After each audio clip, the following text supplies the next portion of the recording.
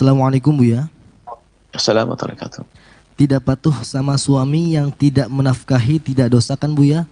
Ada hak, ada kewajiban dong. Adil kan? Jangan perempuan aja yang dituntut kewajibannya. Terima kasih Bu ya. Ada. Jadi kita perlu cerdas dalam hubungan suami istri. Seolah dia mengatakan begini, ini pertanyaan itu bahwasanya, kalau suami tidak memberi nafkah, boleh dong saya bangkang.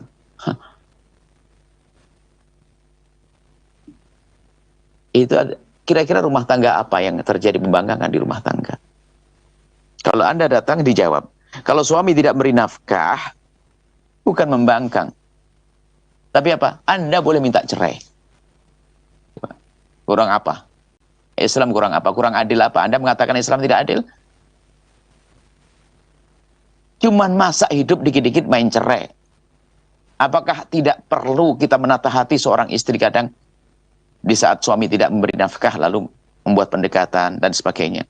Kalau ada suami tidak memberi nafkah, memang dia adalah, selagi dia mampu dia gila. Kecuali nggak mampu dia berani ngambil anaknya orang, nggak mau ngasih makan. Ini kurang ajar itu suami. Nggak perlu dihargai. Tapi kalau suami memang karena tidak mampu, dia kerja bangkrut terus dan sebagainya, istri perlu berperan. Hidup itu tidak harus kita bukan memperbudak pasangannya. Kalau seorang suami mampu, lalu dia tidak beri hadiah, wah ini dungu dia. Dia gila dia. Mengambil anaknya orang, tidak kasih makan, dikasih nafkah. Tapi kalau ternyata suami memang karena tidak mampu, dia sudah berusaha bekerja, bangkrut dan seterusnya, apakah gara-gara semacam ini kita gampang minta cerai? Apalagi dengan bahasa tadi, karena suami saya nggak kasih nafkah, saya akan melanggar suami saya akan membangkang. Hidup apa seperti itu, wahai wanita? Hidup pakai bangkang-membangkang itu apa? Nah, seperti itu. Mungkin dia memahami usahanya, jika ada wanita nusuz, bermaksiat, melanggar suami, maka tidak wajib beri nafkah.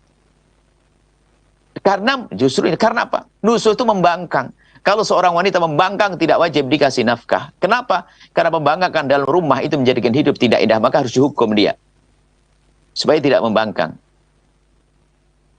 Tapi Islam melindungi, Islam sangat adil. Kalau ada suami zalim, istri boleh minta cerai kok. Bukan hanya urusan, bukan membangkang. Membangkang tidak boleh, karena membangkang itu adalah keluar di dalam rambu-rambu keluarga. Itu bahaya sekali, akan dilihat oleh anak dan sebagainya. Kalau memang suami yang tidak bisa beri nafkah, minta cerai. Boleh kok. Cuman ternyata wanita itu waktu marah-marah itu hanya emosi saja, banyak. Kami menemukan, di saat disuruh mencerai, ada suatu ketika, suami saya begini, nggak ngasih nafkah, gini-gini, suami saya dolim, suami saya gini, habis setengah jam.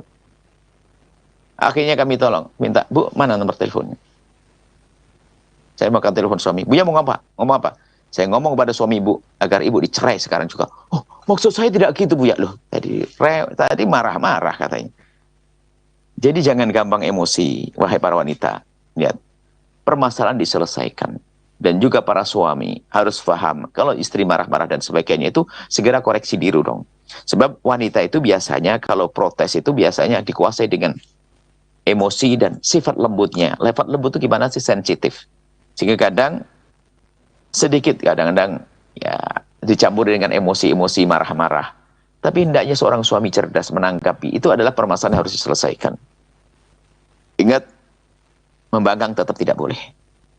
Kalau memang sudah nggak bisa dengan suami karena tidak bisa memberi nafkah, ada orang datang kepada Nabi lalu berkata, ya Rasulullah, suamiku tidak pernah memberi nafkah. Keadilan Islam berkata, kalau memang suami tidak beri nafkah, kamu boleh minta cerai. Ngajukan ke mahkamah. Kenapa kok lewat mahkamah? Mahkamah yang melindungi wanita. Kalau mencerai langsung berbahaya. Jangan-jangan dengan hawa nafsu sang istri atau ancaman atau yang lainnya, maka dibantu oleh hakim, maka yang menceraikan adalah mahkamah. Selesai. Jadi seperti itu, membangkang tidak boleh dalam rumah tangga. Karena keluar dari imam itu bahaya banget. Kalau pengen tidak terlepas dari kezaliman, cukup minta cerai, selesai. Tapi ternyata dalam kisah perempuan yang bertanya pada sahabat Nabi, kalau memang suamimu tidak bisa memberi nafkah, kamu minta cerai saja. Rupanya wanita itu berat hati. Tidak pernah cekcok rumah tangganya. Hanya gara-gara nafkah saja nggak ada, masa minta cerai. Ya Rasulullah, apakah ada opsi lain, pilihan lain? Dijawab oleh Nabi, kamu yang memberi nafkah.